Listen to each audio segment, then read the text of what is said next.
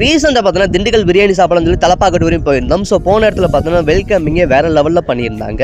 அது மட்டும் இல்லை, உள்ளே இருக்க செட்டப்பும் ஆம்பியன்ஸும் வந்து பார்க்க பக்காவாக இருந்துச்சு. உட்காந்ததுக்கப்புறம் பார்த்தீங்கன்னா வாழைலாம் போட்டும் பார்த்தீங்கன்னா பாரம்பரியமாக பரிமாறினாங்க. அதுக்கப்புறம் வந்து வெயிட்ரு வந்து ஒரு புக்லெட் கொடுத்தாங்க. இது வந்து புக்லெட்டாக மெனு கார்டான்னு தெரியல, பார்க்குறதுக்கு எல்லாமே வந்து விதவித ஐட்டமாக இருந்துச்சுங்க. எதை வாங்கி சாப்பிட்றதுன்னு தெரியல. சரி ஓகே, ஃபஸ்ட்டு வந்து மட்டன் பிரியாணி வாங்கலாம்னு சொல்லிட்டு 2 மட்டன் பிரியாணியும் கூட சைடிஸ் வந்து சிக்கன் சுக்கா ஆர்டர் போட்டிருந்தோம்.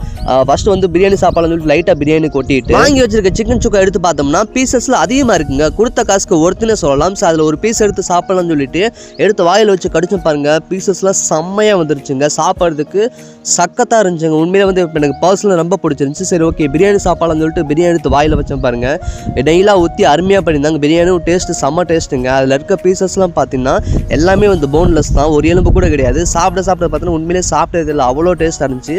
ஸோ எனக்கு பர்சனலாக வந்து இந்த பிரியாணி ரொம்ப பிடிச்சிருந்துச்சு. வீடியோ பிடிச்சா வீடியோக்கு ஒரு லைக் கொடுத்து மறக்காம சேனல் சப்ஸ்கிரைப் பண்ணிக்கோங்க. திண்டுக்கல் போனால் கண்டிப்பாக அங்கே ட்ரை பண்ணி பாருங்கள்.